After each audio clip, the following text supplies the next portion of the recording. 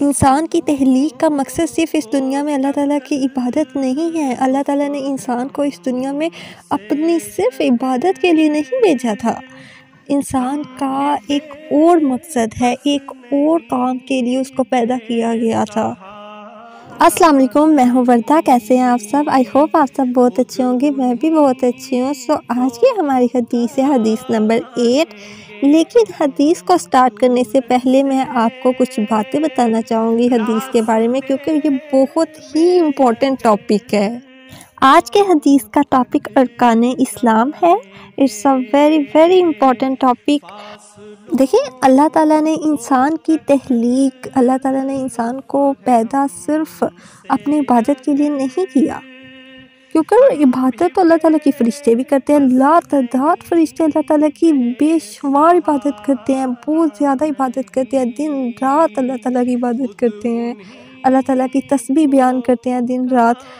جب آپ جانتے ہیں، جب اللہ تعالیٰ انسان کی تخلیق کرنے لگے تھے تو فرشتوں نے اللہ تعالیٰ سے کہا کہ یا اللہ، کیا ہماری عبادت کم ہے جو آپ انسان کو پیدا کر رہے ہو؟ یہ تھے اگر اس دنیا میں آئے گا تو دنگے فساد کرے گا دنیا میں جا کر یہ۔ تو اللہ تعالیٰ نے بولا تھا کہ بے شک جو باتیں میں جانتا ہوں وہ تم نہیں جانتے۔ اور پھر اللہ تعالیٰ نے انسان کی تخلیق کی، انسان کو مٹی سے بنایا، پھر اس میں جان پھونکی اور پھر اسے دنیا میں بھیجا، اور صرف اپنی عبادت کے لیے نہیں بھیجا تھا۔ اللہ تعالیٰ نے کہا تھا کہ یہ انسان دنیا میں جا کر میرے دوسرے بندوں کے ساتھ بھلائی کرے، میرے لیے دوسروں کے ساتھ اچھائی کرے میرے لیے۔ اللہ تعالیٰ نے اس لیے انسان کی تخلیق کی کہ یہ انسان دنیا میں جا کر میرے دوسرے بندوں پر خیرات کرے، صدقہ دے، زکوٰۃ دے۔ اور جیسا کہ آپ سب جانتے ہیں کہ ارکان اسلام 5 ہیں، اور کون کون سے ہیں، ہم چھوٹی کلاسز سے پڑھتے آ رہے ہیں۔ توحید، نماز، روزہ، زکوٰۃ، حج۔ اور حج ہر صاحب استطاعت مسلمان پر فرض ہے، ہر مسلمان پر نہیں۔ اس کی بھی کچھ شرائط ہیں کہ کون کون سا مسلمان حج ادا کر سکتا ہے، کیونکہ بہت زیادہ اللہ تعالیٰ کے غریب لوگ بھی ہیں، اللہ تعالیٰ کے غریب بندے بھی ہیں۔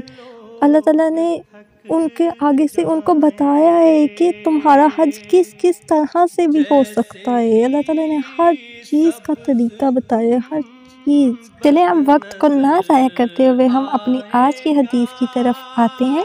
پہلی جو حدیث ہم نے پڑھی ہیں، جتنی بھی 7 حدیث پڑھی ہیں ہم نے، وہ تھی کتاب الوحی کے بیان میں۔ اور اب جو حدیث سٹارٹ کرنے جا رہے ہیں، حدیث نمبر 8، وہ ہے کتاب الایمان۔ ٹھیک ہے، آج کی حدیث ہے حدیث نمبر 8، صحیح بخاری۔ اعوذ باللہ من الشیطان الرجیم، بسم اللہ الرحمن الرحیم۔ حدثنا عبید اللہ بن موسیٰ قال أخبرنا حنظلة بن أبي سفيان عن عكرمة بن خالد عن ابن عمر رضي الله عنهما قال قال رسول الله صلى الله عليه وسلم بني الإسلام على 5: شهادة أن لا إله إلا الله وأن محمد رسول الله وإقام الصلاة وإيتاء الزكاة والحج وصوم رمضان۔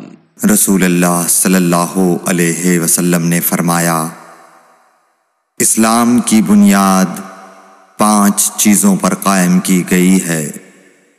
اول، گواہی دینا کہ اللہ کے سوا کوئی معبود نہیں، اور بے شک حضرت محمد صلی اللہ علیہ وسلم اللہ کے سچے رسول ہیں، اور نماز قائم کرنا، اور زکوٰۃ ادا کرنا، اور حج کرنا، اور رمضان کے روزے رکھنا۔ صحیح بخاری حدیث نمبر 8۔ مجھے پوری امید ہے کہ آپ نے ہماری آج کی حدیث کو بھی بہت اچھے سے سنا، سمجھا اور پڑھا ہے، لیکن پھر بھی آپ کو کوئی بھی کنفیوژن ہے یا پھر آپ کو میری بات سمجھ نہیں آئی، یا پھر حدیث میں سے کچھ سمجھ نہیں آیا تو آپ پلیز کمنٹ کریں، آپ کمنٹ کر کے مجھ سے پوچھ سکتے ہیں۔ انشاءاللہ میں آپ کے ہر کمنٹ کا رپلائی کروں گی، اور میری پوری کوشش ہوگی کہ آپ کی جو بھی کنفیوژن ہے وہ پوری طرح سے کلیئر ہو جائے اور آپ کو بالکل اچھے سے سمجھ آ جائے۔ اور مجھے بھی اجازت دیجیے، ملیں گے اپنی نیکسٹ حدیث کے ساتھ انشاءاللہ۔ فی امان اللہ۔ اللہ تعالیٰ آپ سب کو اپنے حفظ و امان میں رکھے، اور مجھے آپ اپنی خوب ساری پیاری پیاری دعا میں یاد رکھیے گا۔ اللہ حافظ۔